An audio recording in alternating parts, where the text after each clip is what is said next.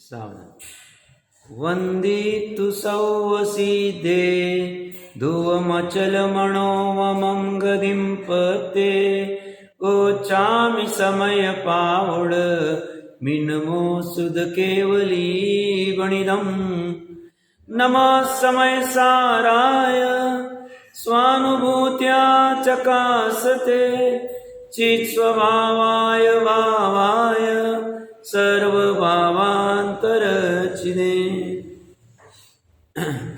समय सार जी ग्रंथाधिराज के बंद अधिकार के अंतिम दो गाथाओं के ऊपर अपनी चर्चा चल रही है।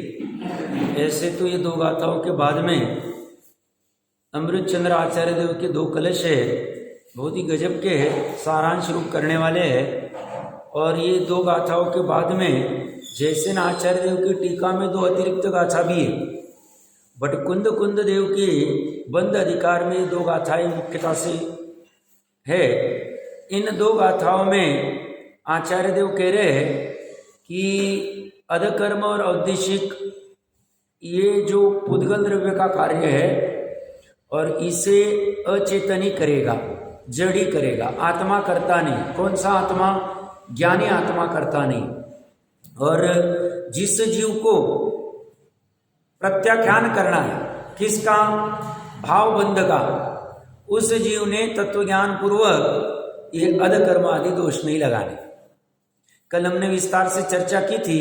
वो कल वाला प्रकरण मोक्ष मार्ग प्रकाशक का महत्वपूर्ण था कि जीव ने तत्वज्ञान तत्वविचार कैसा करना चाहिए और वो अनुक्रम क्या होता है, और उसमें अगर भंग करे, ठीक से ना करे और उटपटांग कुछ भी करता रहे तो कार्यकारी नहीं है। ये महत्वपूर्ण शब्द देख लेना कि भाई सिर्फ आत्मा का चर्चा सुन ली, आत्मा की चर्चा गुणगान गा लिए, मैं त्रिकाली शुद्ध और ठिकाना नहीं देवगुरु शास्त्र का, कुदेव कुगुरु आदि के सेवन चल रहे हैं, या सात तत्व आदि के भी बराबर से नाम भी पता नहीं, भेद प्रभेद पता नहीं है, निर्णय नहीं है, भाव वासन नहीं है, तो बोलते काम नहीं हो। जिसको काम करना है अनुक्रम से एक बार के लिए अच्छे से, देवगुरु धर्म शास्त्र भले ही सच्चे धर्म में उत्पन्न हुए, बट अगर वो परीक्षा पूर्वक, तत्वविचार पूर्वक, निर्णय पूर्वक नहीं करेगा तो उसका वह कुल परंपरा में आ जाए। और टोडरमल जी साहब के 7वें अधिकार में पूरा देख लेना चाहिए। अब तत्वज्ञान के अर्थ क्या है? तो बोलते हैं जिस जीव को तत्वज्ञान हो गया, तत्वज्ञान मतलब सम्यक दर्शन, उस जीव को चारों लक्षण पाए जाए, और जिसे नहीं हुआ है ये चारों लक्षण आभास में रहे। तो तत्वज्ञान की बेसिक कंडीशन है आत्मा का प्रतीति होना बहुत जरूरी है। तो यहाँ पे जो कह रहे तत्वज्ञान पूर्वक, या तत्वज्ञान पूर्वक का अर्थ इतना ही लेना, टीका में वहां से हमने पूरा चर्चा चालू की थी। तत्वज्ञान पूर्वक के 3 ऑप्शन हो सकते हैं मुनि अपेक्षा से। एक तो तत्वज्ञान है, तत्वज्ञान नहीं है, तत्वज्ञान नहीं है, ये 3 भेद होंगे। तत्वज्ञान नहीं वाले 2 भेद में तत्वज्ञान नहीं भी है और अधकर्म उद्देश्य का आहार ले रहे हैं, तो वो कह रहे वो तो बंद कर ही रहे, अचेतन है, जड़ है, पुद्गल द्रव्य है और उनके भाव बंद हो रहे, क्योंकि द्रव्य है तो भाव बंद है। द्रव्यलिंगी मुनिराज है, तत्वज्ञान नहीं है, गृहीत मिथ्या तो छूटा है, बट यथार्थ तत्वज्ञान नहीं है द्रव्यलिंगी मुनिराज को, तो वह अधकर्म उद्देश्य का आहार ग्रहण नहीं करेंगे तो उनके प्रत्याख्यान तो नहीं होंगे, मतलब कर्मों का त्याग तो नहीं होगा, संवर निर्जरा तो नहीं होगी, बट पाप बंध नहीं होंगे, पुण्य बंध होगा। पुण्य बंध होगा, बट दोनों की अवस्था संसार अवस्था में। और तत्वज्ञान वाले भावलिंगी मुनिराज है। भावलिंगी मतलब जिसे निश्चय सम्यक दर्शन है, निश्चय तत्वज्ञान है, उनको अधकर्म आहार भी लेंगे नहीं और साथ साथ में उनके भाव बंध भी होगा नहीं, प्रत्याख्यान हो जाएगा। और ऐसे ही श्रावक,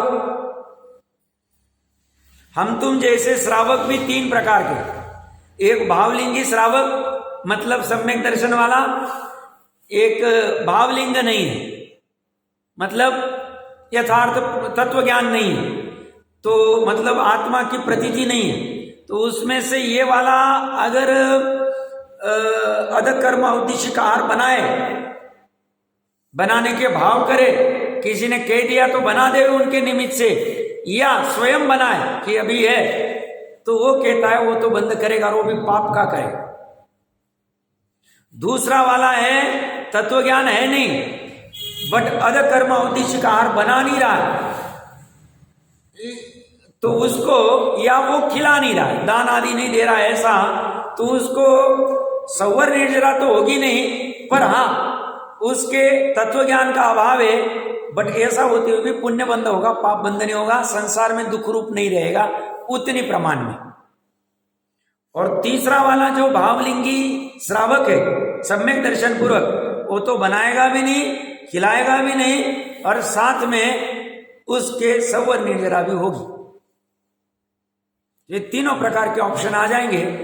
अब कोई कहेगा साहब यहाँ पे तो ऐसे श्रावक की अपेक्षा से कथन नहीं है, मुनिराज की चर्चा चल रही है, तो क्योंकि अधकर्म औदेशिक लेने की अपेक्षा से हम अगर अतिरिक्त गाथाएं जैसे आचार्य देव की देखेंगे तो वहां अनुमोदन आदि में सब पड़ा हुआ है, हमें बस लेता आना चाहिए। टीका में यहाँ अमृतचंद्र देव ने आत्मा शब्द यूज किया है, मुनि यूज नहीं किया है। तो आत्मा ग्रहण करने की अपेक्षा से, आत्मा दान देने की अपेक्षा से, आत्मा अनुमोदन करने की अपेक्षा से तीनों पकड़े जाएंगे। जो जैसा कार्य करेंगे, सिंपल एक ही चीज आएगी, आपने यथार्थ ज्ञान क्यों नहीं किया? क्योंकि साहब हमें पता नहीं, तो ज्ञान करना चाहिए। ज्ञान करना बहुत महत्वपूर्ण है, इसलिए ज्ञान करने में कचास नहीं रखनी चाहिए। फिर बाद में शक्ति प्रमाण कैसा कैसा किसका परिणति होती है, कैसा पुरुषार्थ होता है, वो अलग की बात, बट ज्ञान यथार्थ करना बहुत आवश्यक है। तो इसीलिए यहां तत्व ज्ञान ऐसा लिखा। तो ये कह रहे हैं, यहां पे अपने प्रकरण पे आ जाते 520 नंबर। इस प्रकार तत्व ज्ञान पूर्वक, नीचे से दूसरी लाइन, तत्व ज्ञान पूर्वक निमित्त भूत पुद्गल द्रव्य। निमित्त भूत पुद्गल द्रव्य का अर्थ क्या करेंगे? अब साधवादी हम सब बोले क्या अर्थ करेंगे? निमित्त भूत पुद्गल द्रव्य का प्रत्याख्यान करता हुआ, त्याग करता हुआ, बोलिए इसमें क्या है? निमित्त भूत पुद्गल द्रव्य में क्या है? प्रकरण अपना अधकर्म और उसका ही चल रहा है, क्योंकि सर्व समस्त द्रव्य का नीचे की लाइन में आने वाला है। तो निमित्त भूत पुद्गल द्रव्य में क्या है?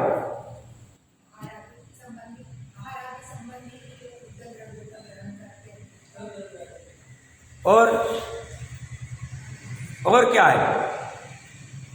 देखिए, एक तो जो बाहर में आहार बनाया अधकर्म औदेशिक वाला, जो निमित्त से बनाया या कहने के बाद बनाया, वो तो पुद्गल द्रव्य की चर्चा है ही। साथ में अंतरंग में जो मोह आदि का द्रव्य कर्म का उदय, जिससे ऐसा भाव हो रहा है कि मैं ये ग्रहण कर लूं, कुछ नहीं होता है, क्या फर्क पड़ता है, कहां दिख रहा है, कहां कर्म बंधन, कहां पूरा हो रहा है। वो जो द्रव्य कर्म है जिसमें तीव्र आसक्ति है कि उस भूमिका में ये चलता नहीं है, फिर भी लेने के भाव के लिए जो निमित्त रूप द्रव्य कर्म है वो भी पुद्गल द्रव्य है, क्योंकि वो कार्बन वर्गना भी पुद्गल की आर भी आ गया, नो कर्म वाला, उदय वाले द्रव्य कर्म भी आ गए, और अपने भाव कर्म भी पुद्गल द्रव्य में आएंगे, क्योंकि वो भी अचेतन है, उनको ज्ञान नहीं। और तरकीब लगाए तो उस जीव की वो अज्ञान वाली परिणति भी आ जाए। अज्ञान को भी जड़ का है, क्यों? समझता नहीं ना, वो जानता नहीं, भावुक हो गया तरकीब से। अज्ञानी मिथ्या दृष्टि और अनंतानुबंधी रागी द्वेषी जड़ कहे जाएंगे। चलता फिरता शव कह दिया अष्टपौड़ जी द्रव्यलिंगी। तो ज्ञान तो इतना है साहब, चलता फिरता शव है। सम्यक दर्शन के अभाव में चलता फिरता शव मतलब मरा हुआ है, शव मतलब जड़, पुद्गल, जीव ही नहीं, उसमें चैतन्य बना ही नहीं है। सब है तो सही, यथार्थ नहीं, प्रयोजन नहीं सद रहा है। जो प्रयोजन न सदने से अनादि काल से दुख झेल रहा है, वो उस अपेक्षा से उसको पुद्गल द्रव्य कह दी। तो यहां पुद्गल द्रव्य का अर्थ क्या करेंगे? पढ़ते वक्त ऐसा अर्थ करते आना चाहिए हमें कि ये कहना क्या चाह रहे हैं। यहां हमने चारों खड़े कर दिए। नो कर्म जो आर बार में खड़ा है, द्रव्य कर्म जो कार्बन वर्गना उदय में है, भाव कर्म जो जीव का राग द्वेष अनंतानुबंधी और मिथ्यात्व वाला, या मिथ्यात्व की चर्चा चलेगी जिनको ज्ञान नहीं है, और ज्ञान जो अज्ञान रूप परिणमित हो रहा है उसको भी ले लो, कोई फर्क नहीं पड़े। तो बच कौन गया? त्रिकाली, वो तो हमेशा बचा हुआ है, अनंत गुणों का समरूप, सेफ है वो। बस इतनी अच्छी चीज है वस्तु स्वरूप में। देखो वस्तु स्वरूप की हमें महिमा भी आनी चाहिए कि इतना तो अच्छा हुआ, चलो ठीक है, अनादिकाल से दुख भोग रहे पर्याय में, मालूम है 4 गति 84 लाख इतने कोड़ा कोड़ी कुल आदि सब कर लिए, बट अवसर अभी छूटा नहीं। क्यों? अभी भी एक वस्तु सेफ है, बस उस वस्तु के नजदीक चले जावे तो हमारा प्रत्याख्यान चालू हो जाएगा, हमारा मोक्ष मार्ग चालू हो जाएगा, हमारा सुख का परिणमन चालू हो जाएगा। वस्तु के स्वरूप ही ऐसा है कि वो मलिन होते ही नहीं, कोई कराना भी चाहे नहीं, वो स्वयं भी होना चाहे तो होगी नहीं। अभवी की भी, अभवी का भी गायक, अभवी का भी त्रिकाली, मलिन नहीं है।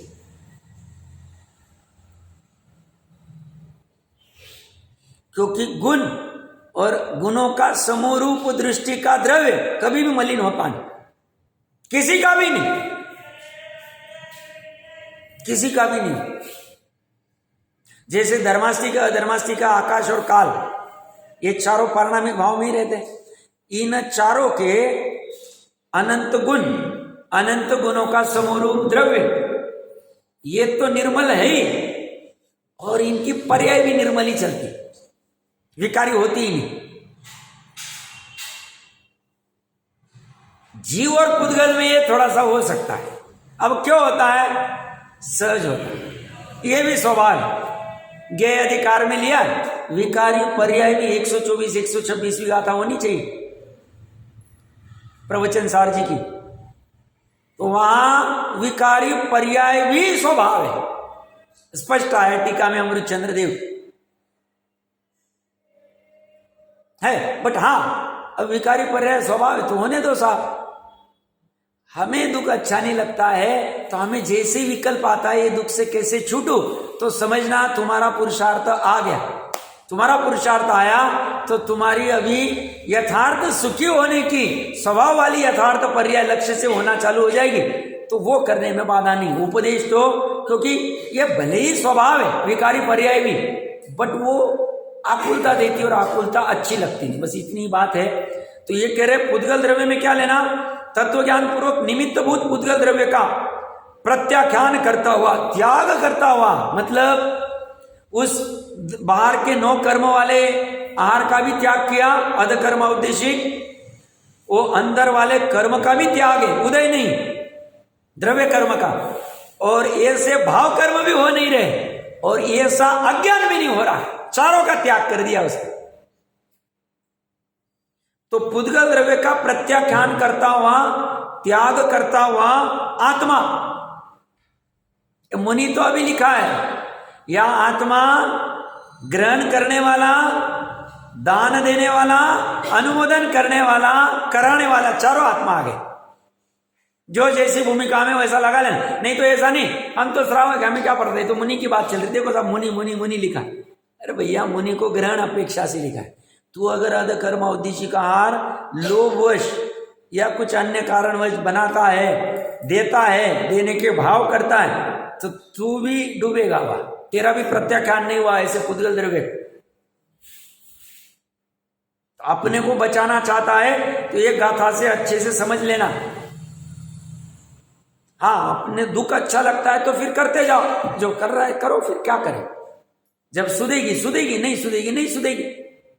अभी इतना डंके की चोट वो कह रहे, बंद अधिकार के मुख्य समापन की गाथाओं में लिख रहे, और उन्होंने और कुछ भी चर्चा नहीं की। पहले तो सब करके आ गए, धर्मास्तिका अधर्मास्तिका ये वो सब कर दिया, उसके बाद भी उनको विकल्प लगा नहीं, अभी और ये 2 गाथाएं लिख देते अध कर्म औद्देशिक की, जहां मुनि का और गृहस्थ का जुड़ान होता है। एक तो जंगल में जुड़ान होगा जहां गृहस्थ मुनि के पास जाएगा धर्मोपदेश के लिए, बट ये जुड़ान तो स्वयं वो पंच परमेष्टि आ रहे, आचार्य उपाध्याय साधु जी स्वयं चल के आ रहे हैं हमारे दरवाजे। दरवाजे मतलब आंगन में वहां, तो वो जुड़ान वाला प्रसंग बहुत महत्वपूर्ण है। उस प्रसंग में क्या भूल हो सकती है, पंचम काल में ये वो जानते थे, इसलिए स्पेसिफिक लिखा हूं। और वर्ड भी 2 ही यूज किए, बाकी नहीं। और कुंद कुंद देव ने पहली गाथार्थ में पहली लाइन देखोगे, अध कर्माद्या ये इमे, अध कर्म आदि, आदि में सब ले लिया हूं, 40 दोष सब ले ली, मतलब सब कवर हो गए। तो ये पुद्गल द्रव्य का प्रत्याख्यान करता हुआ आत्मा जैसे नैमित्तिक भूत बंध साधक भाव का प्रत्याख्यान करता है, तो उसको बंध साधक का प्रत्याख्यान त्याग हो गया है। क्यों? क्योंकि उसने निमित्त भूत पुद्गल द्रव्य का त्याग कर दिया। तो क्या होगा? उसी प्रकार, इस प्रकार, उसी प्रकार समस्त पर द्रव्य का प्रत्याख्यान करता हुआ, अभी समस्त की बात कर रहे, ये तो दृष्टांत है। ये कह रहे ऐसा त्याग तुम्हें समस्त का करना पड़ेगा, पंच परमिष्टि का भी करना पड़ेगा। जैसे कल बहन बोल रही थी कि देवगुरु शास्त्र आदि के संदर्भ वाले शुभ का भी बात है, तो यहां समस्त में सब आ जाए, सभी शुभ अशुभ समस्त परद्रव्य का त्याग कर, उनके संदर्भ वाले, मतलब बाहर के सभी परद्रव्य, अपनी त्रिकाली दृष्टि का विषय वाला आत्मा छोड़ के समस्त परद्रव्य, उसमें अपनी पर्याय के प्रति वाली प्रतीति अपनत्व वाली वो भी छोड़नी पड़ेगी। कि देखो मुझे कितनी बुद्धि है, मेरे को ये सब शास्त्र का ज्ञान हो जाता है, ऐसे पर्याय के अहम वाले को भी त्याग करना पड़ेगा, प्रत्याख्यान कर। वो भी परद्रव्य में आएगा, पर्याय भी परद्रव्य में आएगा, गुण भेद भी पर्याय में आएगा, परद्रव्य में आएगा। गुण भेद और प्रमत्त अप्रमत्त पर्याय, इनसे रहित वाला ही पकड़ना पड़ेगा, बस एक ही वस्तु को पकड़। तो इसमें पुरुषार्थ बहुत लगे। वैसे सरल है, समझने जाए ज्ञान के लिए, और ज्ञान नहीं समझे, वक्र ज्ञान है तो कभी नहीं समझेगा वो, फिर जब समझेगा जब समझेगा। सरल ज्ञान मिलता है तो बात ऐसी, साक्षात बाहर में तो परद्रव्य दिख रहे, ये भी साक्षात छूटते हुए दिख रहा है। अब कर्म नहीं दिख रहा है, आगम कह रहे, कुछ गलत नहीं कहेंगे, तो ये परद्रव्य के प्रति मैंने ही अपनापन खड़ा किया है, मुझे उसमें परपना खड़ा करना है, ज्ञान में निर्णय करना है। अब इसमें कठिन क्या है? छोड़ना तो परद्रव्य को कह ही नहीं रहे, पढ़ने की बात ही नहीं कह रहे, वो क्या कह रहे? समस्त परद्रव्य का प्रत्याख्यान करना है। प्रत्याख्यान उपादान में मैं मेरे प्रत्याख्यान जो करूंगा, उपादान में मैं मेरे भाव में ही कर पाऊंगा। ये वस्तु को उठा के मैं छोड़ दूं, पटक दूं, जला दूं या त्याग कर दूं, ये तो पॉसिबल ही नहीं, वो तो त्यागी हुई वस्तु। तो मेरा त्याग तो मेरे भाव में जो उसके प्रति अपनापन, उसके प्रति जो एकत्व का अध्यवसाय है, उसके प्रति जो कर्तृत्व आदि, उसी का त्याग करना है। उसके लिए मुझे वस्तु में कुछ नहीं करना, मुझे जो कुछ करना है ज्ञान में करना है। ज्ञान स्वतंत्र है, 24 घंटे अवेलेबल है, 24 घंटे अवेलेबल है संजीव पंचेंद्रिय, बस उसका यूज करते आना चाहिए। वो ज्ञान उपयोग को आप लौकिक कार्यों में लगा दो, लौकिक में भी अत्यावश्यक वाले तो चलो समझ में आते हैं कि इसके बिना तो खान पान आदि सब अन्न वस्त्र निवारा चलेगा नहीं, उसके अलावा बाकी के बेकार के धंधों में लगा दो, गोरख धंधों में, और उसी ज्ञान को आप इस तत्व विचार में, तत्व ज्ञान में, तत्व चिंतन में, समस्त परद्रव्य के संदर्भ वाला भ्रम दूर करने में लगा दो। अपने पे डिपेंड कैसे कर सकते? समझदार जीव तो यहां लगा, वो कहता है नहीं, और उसका ये पुरुषार्थ देख के, कौन सा तत्व विचार वाला, टोडर मंजी साहब कहते तुम्हारा पुरुषार्थ आ गया तो तुम्हें निमित्त भी मिल गया, तुम्हें हमारी होनार भी भली है और तुम्हारी काल लब्धि भी आ गई, स्वभाव तो ही वहां पे पड़ा, तुम्हारे 5 समय मिलेंगे, और तुम ये पुरुषार्थ करने को तैयार नहीं हो। सिंपल पुरुषार्थ कह रहे, तत्व विचार वाला, ज्ञान में ही करना है, उसमें क्या कठिन क्या है? बड़ी से बड़ी पढ़ाई बाहर में वो करता नहीं, मैं करके दिखाऊंगा, कोई चिंता मत करो, क्लासेस भी नहीं लगाऊंगा, ऐसा करके दिखाऊंगा, मैं क्रैक करके। वहां तो वो क्या करता है, वहां तो करने को तैयार है पुरुषार्थ।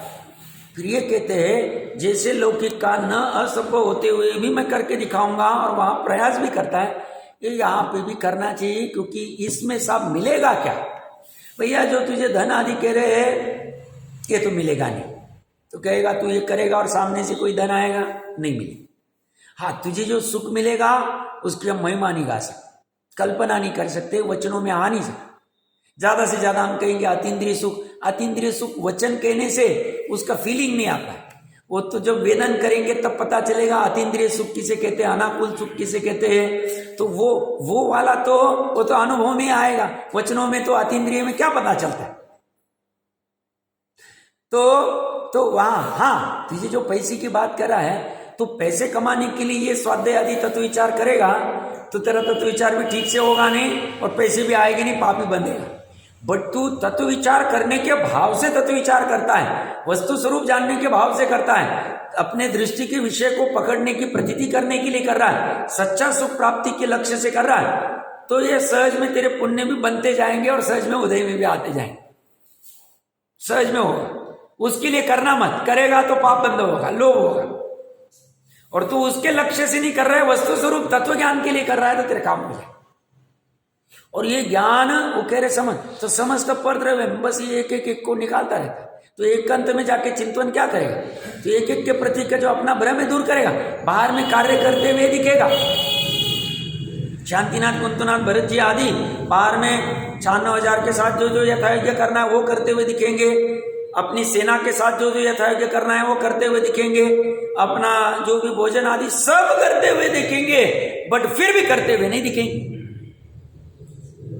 क्योंकि उन्होंने समस्त पर द्रव्य के संदर्भ वाला श्रद्धा, प्रतीति, अहम, अपनापन, एकत्व त्याग कर दिया। समस्त सम्यक दृष्टि समस्त के प्रति वो त्याग हो। कोई कहेगा साहब बहुत कठिन लगता है, तो कुछ सरल उपाय नहीं? स्वामी जी लिया प्रवचन में, बोलते इससे और सरल क्या कहें आप, इसमें कोई बाह्य साधन की आवश्यकता नहीं। जैन धर्म में सही मायने में बाह्य साधन की आवश्यकता नहीं, मजबूरी में जिनवाने को कहा है बीच, बट ऐसा भी नहीं। हमने कहा निसर्ग सम्यक दर्शन बिना जिनवाने की भी हो सकता है। निसर्ग का अर्थ क्या है? बाहर में कुछ भी नहीं, जिन प्रतिमा भी नहीं है, जाति स्मरण ज्ञान सहज में हो गया, सहज में वो जानने में आ गया, ज्ञान की पर्याय। जाति स्मरण ज्ञान किसकी पर्याय है? ज्ञान की पर्याय। ज्ञान के पर्याय में जो कुछ जानने में आया और मैं आत्मा ऐसी प्रतीति हो, परावलंबन नहीं है जैन धर्म, उपादान से ही सब काम होगा। हाँ, ये बात नक्की है, वो उपादान में कार्य होते हुए, उपादान में कार्य क्या होने वाला है? सम्यक दर्शन वाला। उपादान में कार्य क्या होने वाला है? मिथ्या दर्शन के त्याग का। तो सम्यक दर्शन का उपादान में जब कार्य होता है तब तो निमित्त में जो उपस्थित रहना की जिसकी योग्यता है वो रह जाए, नहीं भी रहना है तो नहीं रहेगा, क्या फर्क पड़ता है? निमित्त से दृष्टि हटा दी, पूरी दृष्टि उपादान पे खड़ी कर।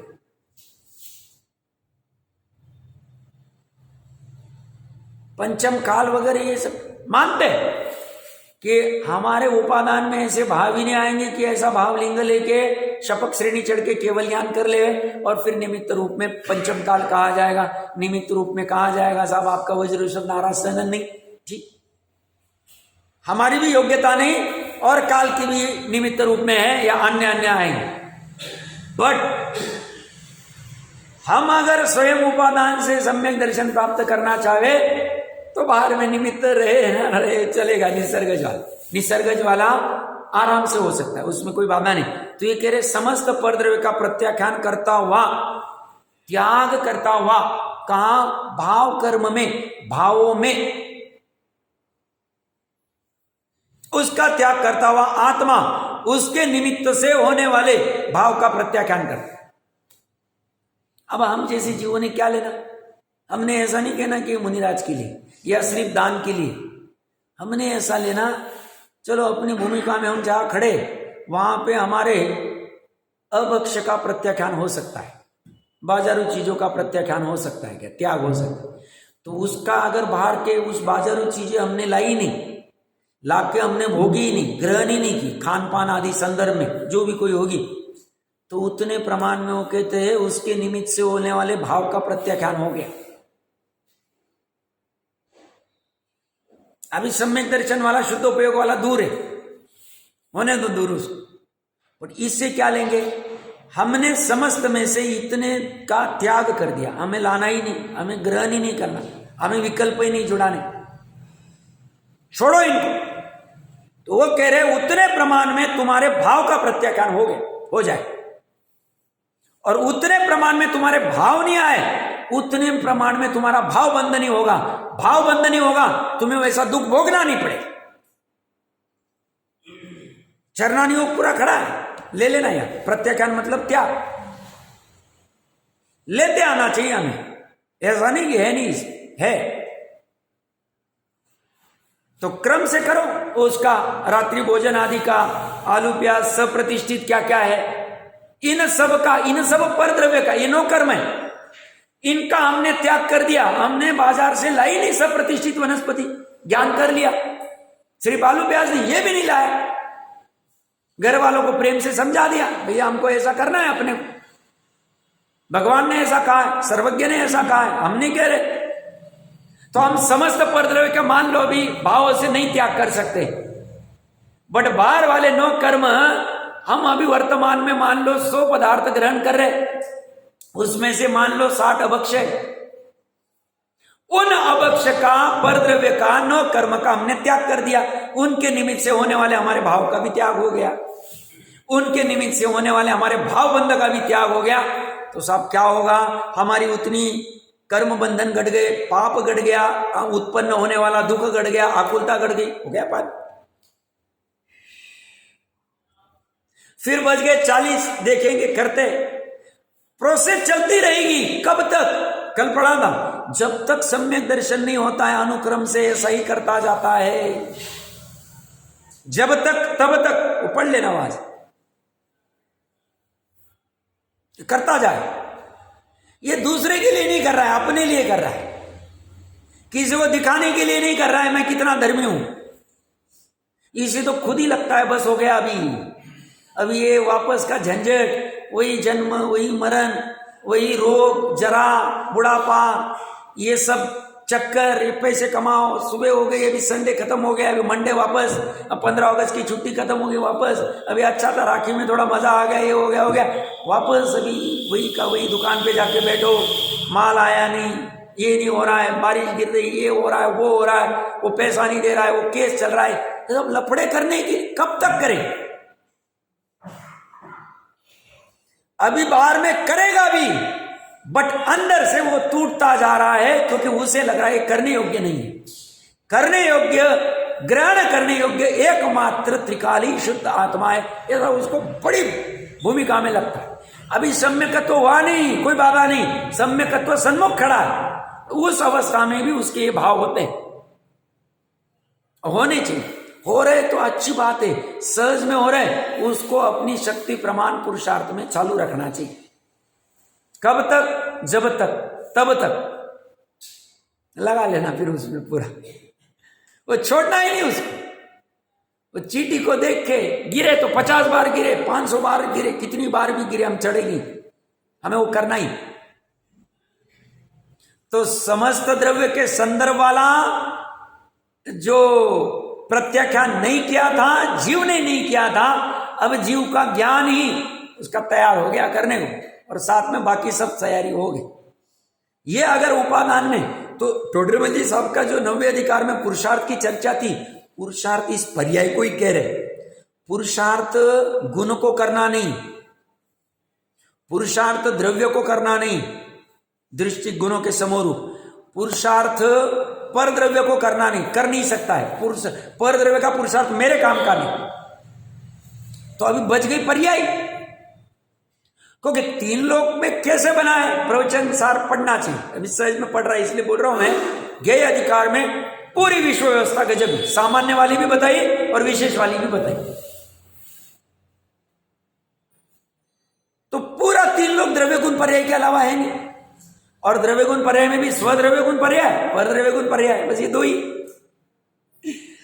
और पर द्रव्य गुण पर्याय, स्वद्रव्य पर गुण पर्याय में कुछ कर नहीं सकते, तो हटाओ सब पर गुण कर रहा है। अब स्वद्रव्य गुण पर्याय में गुण कुछ कर नहीं सकते, क्योंकि अपरिणामी है, गुणों का समरूप द्रव्य कुछ कर नहीं सकता है, वो भी अपरिणामी है। बचा पर्याय, पर्याय में करना है तो पुरुषार्थ कहाँ करेंगे, पर्याय में करें।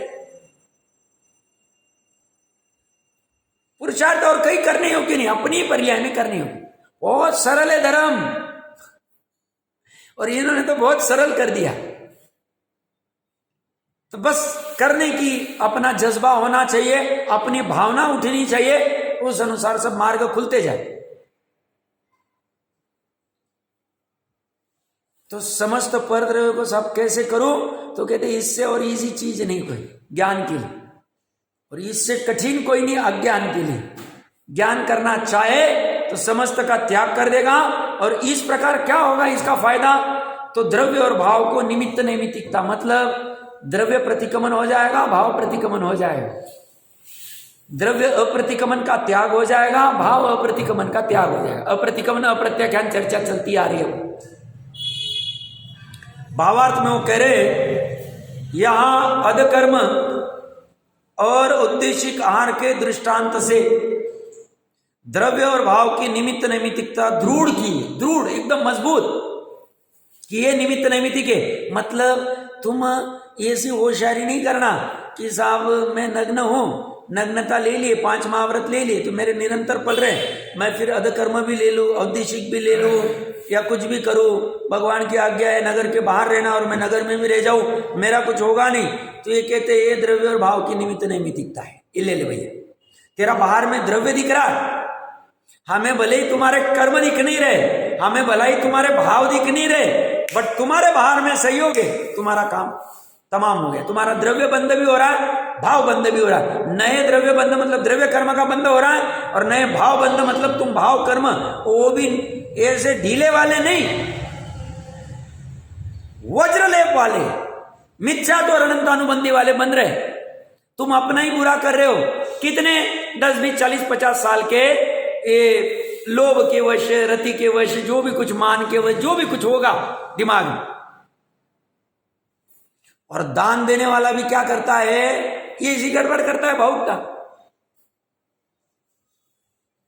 वो भी वज्रलेप कर लेता है। बस ऐसे ही दान है, नहीं नहीं नहीं, हमारे तो परंपरा से चलते आ रहा है, हमारे तो ये चला नहीं पड़ेगा, हमारे बिना नहीं देंगे तो फिर कैसे चलेगा धर्म, कैसे हो। तो उनको कहा है कि इनको आहार देंगे तो आपने साक्षात मोक्ष मार्ग दे दिया, हम मोक्ष मार्ग दे रहे। भैया भ्रम में नहीं रहना।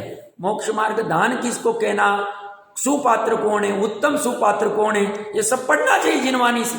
उनका स्वरूप क्या है, लक्षण क्या है, सब देखना चाहिए। तो उसका त्याग नहीं होगा, दोनों चपेट में आ जाएगा, पता ही नहीं चले। इसका पता न चलने के कारण अज्ञान, स्वाध्याय नहीं थे, समझना नहीं अच्छे से, भाव नहीं पकड़ना उनके क्या कहना चाह रहे। तो ये औद्देशिक आहार के दृष्टांत से द्रव्य और भाव की निमित्त नैमित्तिकता दृढ़ किए, जिस पाप कर्म से, पाप कर्म है, पाप कर्म मतलब पाप नो कर्म, पाप द्रव्य कर्म, पाप भाव कर्म, तीनों में लगा ले। पाप कर्म कहां है, कौन कह रहे हैं, जयचंद जी साहब। जयचंद जी कौन है, कितने सारी ग्रंथों की रचना की है, टीकाएं की है, ज्यादा कहने की आवश्यकता नहीं। टोडरमल जी साहब की शिष्य है। ये कह रहे हैं जिस पाप कर्म से आहार उत्पन्न हो उसे अध कर्म कहते हैं। तो साहब आपने पाप कर्म से आहार उत्पन्न की चर्चा की, इसमें भाव कर्म, द्रव्य कर्म और नो कर्म कैसे लगेगा। तो पाप नो कर्म कैसे आएगा, जो हमने खास उनके निमित्त से लाया। साहब अभी बनाना है आहार, सोले का भोजन बनाना है, घी लेके आ गए, फलाना लेके आ गए, डिकना लेके आ गए, जो भी कुछ जमा किया आटे वाटे या बनाए, तो हो गया पाप नो कर्म। उस पाप नो कर्म से आहार उत्पन्न हो, मतलब उससे आहार बना। पाप नो कर्म, पाप द्रव्य नो कर्म, द्रव्य कर्म क्या होगा, जो तुम्हारे वो द्रव्य कर्म का उदय आया कि जिससे तुम्हें ऐसा भाव आए कि हम आधा कर्म आहार बना देवे, उद्देशिक आहार बना देवे, तो वो द्रव्य कर्म भी उससे वो आहार उत्पन्न हुआ है, उसका निमित्त है। और वो नो कर्म, सॉरी वो भाव कर्म, जिसमें तुम्हें ऐसा भाव आए कि हम यहां से घी लेके आ जाए, यहां से आटा लेके आ जाए, यहां से करके सोले का ऐसे कपड़े पहन लेवे और ऐसा नाटक कर लेवे, वो वाला तुम्हारा पाप भाव कर्म है, उससे ही उत्पन्न हुआ है, बनाने वाले का भी और ग्रहण करने वाले का, दोनों का लगा लेना। पाप कर्म से बना है, पुण्य नहीं, वो भ्रम में मत रहना। ये कह रहे खतरनाक बात कर रहे, और जिसे समझना है वो समझ जाए, नहीं समझना है तो कुछ नहीं कर सकते। जिस पाप कर्म से आहार उत्पन्न हो उसे अधकर्म कहते हैं, तथा उस आहार को भी अधकर्म कहते हैं। नहीं समझ में आए तो उसको अलग से कह दिया, भैया जो आहार है वो भी पाप कर्म है, और उसको ग्रहण करेगा तो पाप को ग्रहण किया तूने, ऐसा हो जाए। जो आहार ग्रहण करने वाले के निमित्त से ही बनाया गया हो उसे उद्देशिक कहते हैं। ऐसे अधकर्म और उद्देशिक आहार का जिसने प्रत्याख्यान नहीं किया, त्याग नहीं किया, उसने उसके निमित्त से होने वाले भाव का प्रत्याख्यान नहीं किया। मतलब उसको उस निमित्त से भाव हो रहे और वो भाव उसको नए बंध का कारण हो रहे परंपरा का। और जिसने तत्वज्ञान पूर्वक उस आहार का प्रत्याख्यान किया है उसने उसके निमित्त से होने वाले भाव का प्रत्याख्यान किया है। इस प्रकार समस्त द्रव्य और भाव को निमित्त नैमित्तिक भाव जानना चाहिए, और ऐसा आप समस्त में लगा लेना। सभी जगह ऐसा है, मतलब बाहर में कुछ भी प्रवृत्ति दिखेगी किसी की भी, मतलब मान लो अभी या तो मुनिराज की चर्चा चल रही है और मुनिराज को आहार देने वाले श्रावक की चर्चा चल रही। किसी ने 11 प्रतिमा में से कोई भावुकता में प्रतिमा ले ली, और प्रतिकाम प्रतिमा में जो करने योग्य उसके अलावा कुछ हो रही उनकी एक्टिविटी द्रव्य क्षेत्र काल भाव से ओढ़ा तानी कर रहे, तो वो दोष, वो द्रव्य का ग्रहण कर रहे, वो द्रव्य का ग्रहण किया या वो द्रव्य का जो भी निमित्त है, तो कह रहे तुम्हारे भाव भी, तुम्हारे बंध भी हो रहे साथ, तो तुम्हारा श्रावक प्रतिमा आई नहीं तुम्हें। मतलब मान लो किसी ने भावुकता में दर्शन प्रतिमा ले ली पहली बार, अब उसमें सप्तव्यसन का त्याग, 8 मूल गुण और आपके 6 आवश्यक आदि ये निरतिचार पालन होते, 5 अनुव्रत में अतिचार लग सकते, इसीलिए दूसरी प्रतिमा में निरतिचार पालन होता है उसका। तो अभी इसमें आप ये प्रतिज्ञा तो ले ली, और 7 व्यसन में मध्य मास आदि भी है, और मध्य मास तो डायरेक्ट ले नहीं रहे, बट बाजार की चीजें खा रहे या जो चीजें ग्रहण कर रहे उसमें लग रहा है, आपको दोष लगे। आप अभी ये जो घर में लैट्रिन आदि होती है, ये इसमें समुच्चय जीव सब होते, अब आप वो लैट्रिन लगाओगे, बाहर जाने का तो अलाउड नहीं, अब लैट्रिन लगा के भी कहोगे हमारे दर्शन प्रतिमा कैसे चले, वहां तो समुच्चम का निरंतर हिंसा हो रही, त्रस की हिंसा हो रही, अंचना पानी निरंतर चल रहा है। आप भले ही छान के पानी डालो, वहां तो अंचना तुम्हारे निसरे में, तो संकल्प पूर्वक हिंसा के त्यागी हुए हो, तो सब दोष लग जाएंगे। तो आपको अच्छे से ज्ञान करना पड़ेगा। मतलब पहली प्रतिमा भी कठिन हो रही, इसलिए 100 साल पहले गोपाल दास जी कह के गए, अगर ज्यादा से ज्यादा व्रत आदि लेने के भाव आ जावे 7वीं प्रतिमा तक ही लेना, 100 साल पहले कह गए। अब जो भी उनकी भूमिका होगी दिमाग में होगा। अब तो 100 साल बाद कितनी कठिनता आ रही, अब कैसे करेंगे इसे?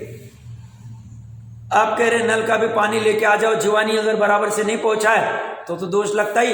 अब फिर भी आप करते जा रहे हो, बोलते हमारा जलगालन भी चल रहा है, 8 मूल गुण में आशा दर्जी ने जलगालन आदि सब लिया है।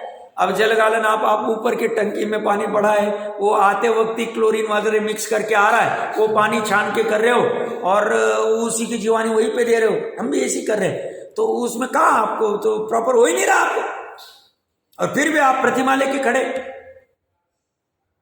चलेगा नहीं, भावुकता नहीं चलेगी। यार अपने मन से धर्म नहीं बनाया जाएगा, सर्वज्ञ जो कह रहे उसको अच्छे से समझा जाएगा और उसी को फॉलो किया जा रहा है, इसलिए आगम को प्रमाण किया जाता है, ऊर्ध्व रखा जाता है, ऐसे उसको सिर के ऊपर लिया नहीं, लेना ही पड़ेगा और लेना ही चाहिए। हमारी बुद्धि कितनी चलती छदमस्त है, हम राग में कुछ भी करेंगे, हमें इतना राग उमड़ के आया, पहली प्रतिमा ले ली और पहली प्रतिमा लेके ऐसा पानी ग्रहण कर रहे, तो बोल रहे तुम्हें अध कर्म औद्देशिक का पाप कर्म से बना हुआ है, अब चलेगा ही नहीं तुम्हारे प्रतिमा के योग्य वाले, दोष ही लग जाएगा। जल्दबाजी क्या है इतनी, चारित्र की जल्दबाजी क्या है? पहले तो श्रद्धा ठीक करो, वो 4 अनुक्रम से करो अच्छे से, उसमें बहुत सूक्ष्मता है। करो, शक्ति प्रमाण नहीं करना ऐसा नहीं कह रहा हूं। एक दिन के लिए उपवास कर लिया, एकाशन कर लिया, रस परित्याग कर लिया, रात्रि भोजन त्याग कर लिया, सप्रतिष्ठित वनस्पति का त्याग कर लिया, बाजारू चीजें नहीं ले रहे, आदि आदि जो शक्ति प्रमाण है वो तो सब करो। प्रतिज्ञा पूर्वक जब जावत जीवन प्रतिमा लेते हो तो पहले उसका स्वरूप अच्छे समझो। किसी के भावुकता में आके ले लिया, प्रतिज्ञा तोड़े जा रहे, चलेगा नहीं। अब तो तुम्हें भ्रम हो जाएगा, नया भ्रम खड़ा हो गया, हम धर्मी हो गए, हम व्रती हो गए, हमने ऐसा किया, हमने वैसा किया। ये बहुत कठिन चलता है। इसीलिए मैं कहता हूं ये बहुत गंभीर शासन है, शांति से समझने योग्य है, क्योंकि वस्तु वस्तु स्वरूप गंभीर है, वस्तु स्वरूप अनेकांतमयी है, वस्तु स्वरूप में जटिलता है, अनंत गुण, अनंती पर्याय, विकारी, निर्मल परिणाम, पर्याय, अर्थ पर्याय, व्यंजन पर्याय, ये वो सब बहुत सारा कॉम्प्लिकेशन। ज्ञान के लिए अशक्य कुछ नहीं, समझ सकता बट समझना चाहिए, बिना समझे काम नहीं करना, इतनी बात चर्चा चल रही।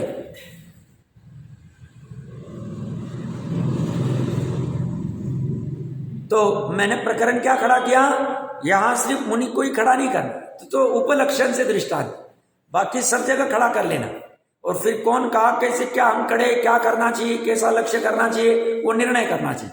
वर्तमान काल और उसको निर्णय करके भविष्य काल कैसे बनाना है वो करना चाहिए। तो जिसने तत्वज्ञान पूर्वक उस आहार का प्रत्याख्यान किया है, उसने उसके निमित्त से होने वाले भाव का प्रत्याख्यान किया। इस प्रकार समस्त द्रव्य और भाव को निमित्त नैमित्तिक भाव जानना चाहिए, समस्त जगह लगा लेना। जो पर द्रव्य का ग्रहण करता है उसे राग आदि भाव भी होते हैं, वह उनका कर्ता भी होता है और इसलिए कर्म का बंध भी करता है। महत्वपूर्ण, पर द्रव्य का ग्रहण किया, अभी 5 मिनट पहले क्या कहा, श्रावक अगर ऐसा पानी ग्रहण कर रहा है कि जो नल में से आ रहा है, क्लोरीन में से आ रहा है, या बाजार की चीजें खा रहा है, या दूध आदि अभी नहीं मिल रहा है और ऐसे ही दूध पीता जा रहा है और कह रहा है कि मेरी प्रतिमा, तो बोलते तुम्हारे मध्य मास मधु सप्त व्यसन का त्याग नहीं हुआ। क्यों? उसमें कलेवर पड़े हुए, वो दूध में तुम्हारे वो जीव पड़े हुए। 48 मिनट में अगर नहीं लाया तुमने, या उसको बराबर से तपाया नहीं, जैसे जैसे आगम में चर्चा है उसकी क्रिया कोश आदि में, ऐसा नहीं किया, तुम्हें दोष लग रहा है, तरस के घात आदि का संकल्प पूर्वक वाला, तुम बच नहीं पाओगे।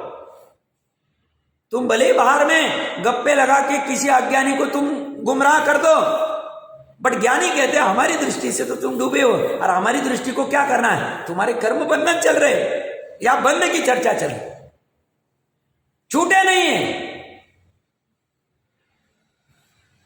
बहुत महत्वपूर्ण प्रकरण खड़ा किया उन्होंने।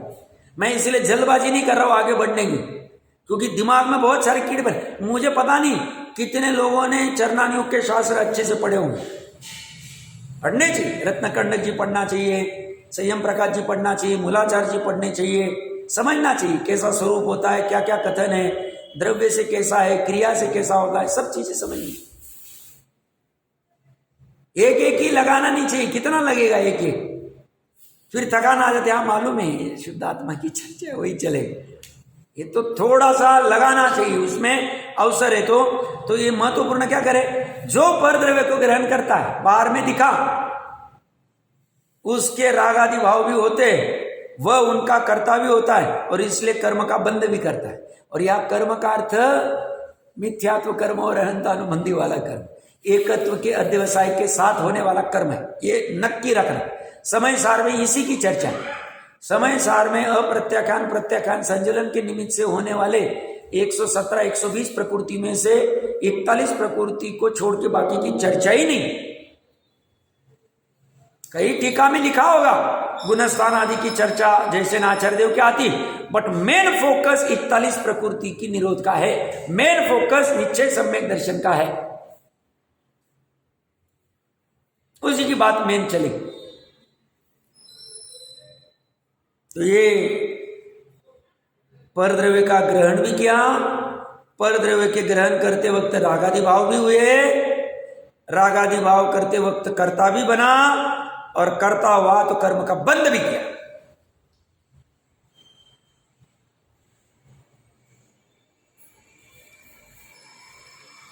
तो साहब ऐसा तो हमारा भूतकाल में हो गया, उपाय क्या?